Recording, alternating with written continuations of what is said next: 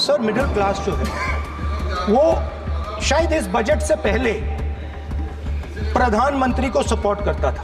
अब इस बजट में आपने उसी मिडिल क्लास के एक छुरा पीठ में मारा, दूसरा छुरा छाती में। During the ongoing 18th Lok Sabha session, Rahul Gandhi launched a fierce attack on the Modi government.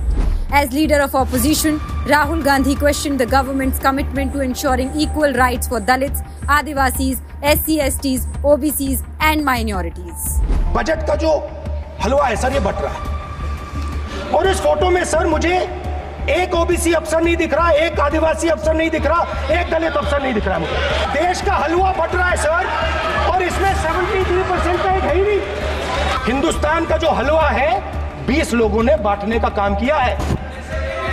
अब स्पीकर सर उन 20 लोगों में से 90%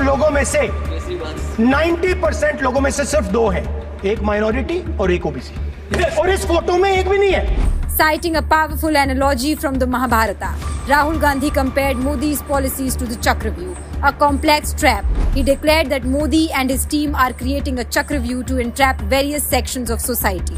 कुरुक्षेत्र में एक युवा को, अभिमन्यु को 6 लोगों ने चक्रव्यूह में मारा था। 21वीं सदी में सर एक नया चक्रव्यूह तैयार हुआ है। स्पीकर सर वो भी लोटस की शेप में है सर और उसका चिन्ह प्रधानमंत्री जी अपनी छाती पर लगा के चलते हैं। सर जो अभिमन्यु के साथ किया गया था, जो अभिमन्यु को चक्रव्यूह में फंसाया गया था, वही हिंदुस्तान के साथ किया गया है। हिंदुस्तान के युवाओं के साथ, हिंदुस्तान के किसानों के साथ, हमारी माताओं बहनों के साथ, स्मॉल बिजनेसेस के साथ, मीडियम साइज बिजनेस के साथ। For the past decade, every budget presented by Modi and Finance Minister has further entrapped the people of India.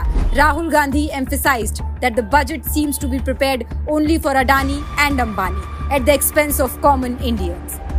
Adani जी और अंबानी, सॉरी, A1 और A2 की रक्षा करनी है, मैं समझता हूँ, नो प्रॉब्लम। वो सर ऊपर से ऑर्डर आया है सर ऊपर से ऑर्डर आया है सर, मैं समझता हूँ, मैं इस पर कोई टिप्पणी नहीं करूंगा। Rahul Gandhi urged the people to shatter this Chakravyuh, enabling the country's emergence as a developed nation.